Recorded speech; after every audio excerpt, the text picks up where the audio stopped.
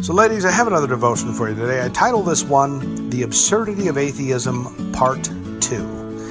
You know, as is always, when I give you guys messages these days, I always post them to my YouTube account and then send you the link. And on this particular message, I got a bunch of replies to it, and I don't think any of them were positive, or not the ones I've read so far.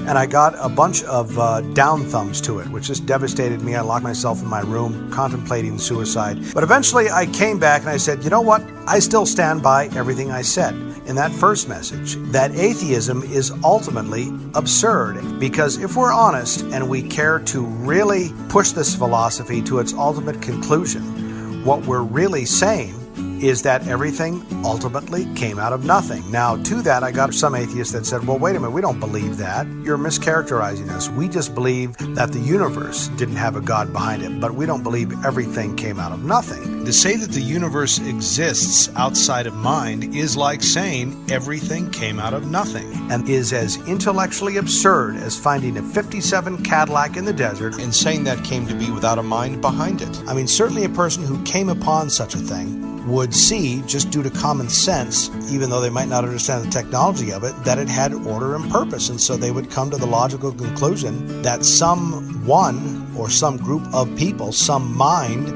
must have been behind making it. Likewise, the scientists today who find the ancient ruins of the Incas don't say that those just came out of nothing or are the natural outcropping, the natural consequence of the mindless world. They say, oh, there must have been some human civilization that is not here now, but that was here at that time and built this. They understand that there must have been some kind of a mind behind it, because like the 57 Cadillac, they see that there is purpose and unity behind it. And so I hold that the universe itself is that 57 Cadillac, or are those Incan ruins.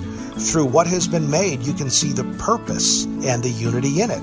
And I guess that goes back to Psalm 119, the heavens declare the glory of God. Yet we are inconsistent when we look at life itself, which is far more complex and has far more purpose and unity to it than ancient stones laid out in symmetrical patterns, when we say that it came out of a mindless nothing. So I stand by what I said in the first part of this message, but the whole point of the matter is that my arguments aren't going to suffice. And that's why I had the second part, where I talked about that paramedic who'd been working in the field for 30 years.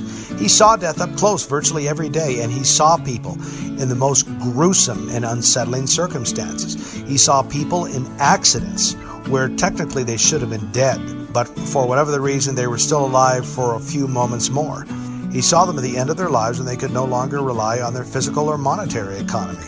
And what did they do? When those things were taken from them, when that support structure was taken from them, they did what we're all going to do. They cried out to the God who they knew was there, but who they had denied all their lives. So if my arguments don't make believers of people, which probably 99% of the cases they won't, death itself will. You know, there was a fantastic film producer in the late 50s and early 60s. His name was Stanley Kubrick. He did really a bunch of films like Spartacus. He also did the 1964 Doctor Strangelove, which I thought was a brilliant film. Well, shortly after he did that film, he began principal photography of what I would consider to be his coup d'etat and probably one of the greatest motion pictures made. And it was the 1968 release of 2001. Well, what's so interesting about the film, now that I think about it, and I've seen it dozens of times, but the characters in the film are not the actors that dressed up in ape suits at the very beginning or the actors that put on the space suits at the very end in the Discovery. The true character of the film, which reoccurs throughout the entire film, is the monolith. And the monolith is that force, that whatever it is, that is responsible for man evolving from the apes. And what I say, Jesus Christ is the monolith become flesh and walking among us. Jesus Christ is that unknowable force behind the universe that we deny. And my message to the people who are atheists who listen to this is, if you want to know about that monolith, read the New Testament part of the Bible and get a translation that you can understand. Get like the NIV or something like that and read the first 4 Gospels of the New Testament. And don't read it as a grown, hardened adult. Read it as you would a child. And then if you want commentary on it, read the rest of the New Testament. Read the epistles of Paul, and read the epistles of Peter from people who knew Christ, who knew the monolith in human flesh at the time that he was on this earth. So that's it, ladies. And to all those other people that have listened to this, seriously, God bless you.